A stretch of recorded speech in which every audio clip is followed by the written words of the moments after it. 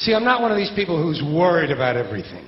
You got people like this around you. Country's full of them now. People walking around all day long, every minute of the day, worried about everything. Worried about the air, worried about the water, worried about the soil. Worried about insecticides, pesticides, food additives, carcinogens. Worried about radon gas, worried about asbestos. Worried about saving endangered species. Let me tell you about endangered species, all right? Saving endangered species is just one more arrogant attempt by humans to control nature. It's arrogant meddling. It's what got us in trouble in the first place. Doesn't anybody understand that? Interfering with nature. Over 90%, way over 90% of all the species that have ever lived on this planet, are gone. They're extinct. We didn't kill them all. They just disappeared. That's what nature does. They disappear these days at the rate of 25 a day. And I mean regardless of our behavior. Irrespective of how we act on this planet, 25 species that were here today will be gone tomorrow. Let them go gracefully. Leave nature alone. Haven't we done enough? We're so self-important. So self-important. Everybody's going to save something now. Save the trees, save the bees, save the whales, save those snails. And the greatest arrogance of all, save the planet. What? Are these fucking people kidding me? Save the planet? We don't even know how to take care of ourselves yet. We haven't learned how to care for one another. We're going to save the fucking planet? I'm getting tired of that shit. Tired of that shit. Tired. I'm tired of fucking Earth Day. I'm tired of these self-righteous environmentalists, these white bourgeois liberals who think the only thing wrong with this country is there aren't enough bicycle paths. People trying to make the world safe for their Volvos. Besides, environmentalists don't give a shit about the planet. They don't care about the planet. Not in the abstract, they don't. Not in the abstract, they don't. You know what they're interested in? A clean place to live. Their own habitat. They're worried that someday in the future they might be personally inconvenienced. Narrow, unenlightened self-interest doesn't impress me. Besides, there is nothing wrong with the planet. Nothing wrong with the planet. The planet is fine.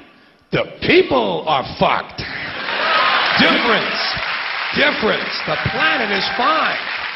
Compared to the people, the planet is doing great. It's been here 4.5 billion years. Did you ever think about the arithmetic? Planet has been here 4.5 billion years. We've been here, what, 100,000? Maybe 200,000? And we've only been engaged in heavy industry for a little over 200 years. 200 years versus 4.5 billion. And we have the conceit to think that somehow we're a threat? That somehow we're going to put in jeopardy this beautiful little blue-green ball that's just a-floating around the sun? The planet has been through a lot worse than us. Been through all kinds of things worse than us. Been through earthquakes, volcanoes, plate tectonics, continental drift, solar flares, sunspots, magnetic storms, the magnetic reversal of the poles, hundreds of thousands of years of bombardment by comets and asteroids and meteors, worldwide floods, tidal waves, worldwide fires, erosion, cosmic rays, recurring ice ages, and we think some plastic bags and some aluminum cans are going to make a difference? The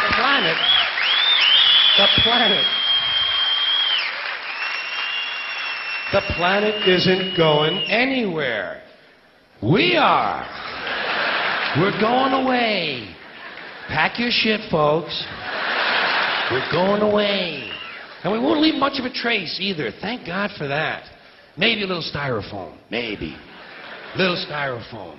Planet will be here and we'll be long gone. Just another failed mutation. Just another closed-end biological mistake. An evolutionary cul-de-sac. The planet will shake us off like a bad case of fleas. A surface nuisance. You want to know how the planet's doing? Ask those people at Pompeii who are frozen into position from volcanic ash how the planet's doing. Want to know if the planet's all right? Ask those people in Mexico City or Armenia or 100 other places buried under thousands of tons of earthquake rubble if they feel like a threat to the planet this week. How about those people in Kilauea, Hawaii, who build their homes right next to an active volcano and then wonder why they have lava in the living room? The planet will be here for a long, long, long time after we're gone, and it will heal itself, it will cleanse itself, because that's what it does. It's a self-correcting system. The air and the water will recover, the earth will be renewed, and if it's true that plastic is not degradable, well, the planet will simply incorporate plastic into a new paradigm, the earth plus plastic. The earth doesn't share our prejudice towards plastic. Plastic came out of the earth. The earth probably sees plastic as just another one of its children. Could be the only reason the earth allowed us to be spawned from it in the first place. It wanted plastic for itself. Didn't know how to make it. Needed us. Could be the answer to our age-old philosophical question, why are we here? Plastic. Assholes. So, the plastic is here. Our job is done. We can be phased out now. And I think that's really started already, don't you? I mean, to be fair, the planet probably sees us as a mild threat, something to be dealt with. And I'm sure the planet will defend itself in the manner of a large organism, like a beehive or an ant colony can muster a defense. I'm sure the planet will think of something. What would you do if you were the planet trying to defend against this pesky, troublesome species? Let's see. What might... viruses. Viruses might be good. They seem vulnerable to viruses. And viruses are tricky, always mutating and forming new strains whenever a vaccine is developed. Perhaps this first virus could be one that compromises the immune system of these creatures. Perhaps a human immunodeficiency virus, making them vulnerable to all sorts of other diseases and infections that might come along. And maybe it could be spread sexually, making them a little reluctant to engage in the act of reproduction. Well, that's a poetic note. And it's a start. And I can dream, can't I? See, I don't worry about the little things. Bees, trees, whales, snails. I think we're part of a greater wisdom than we will ever understand. A higher order. Call it what you want. You know what I call it? The big electron. The big electron. Whoa. Whoa. Whoa. It doesn't punish. It doesn't reward.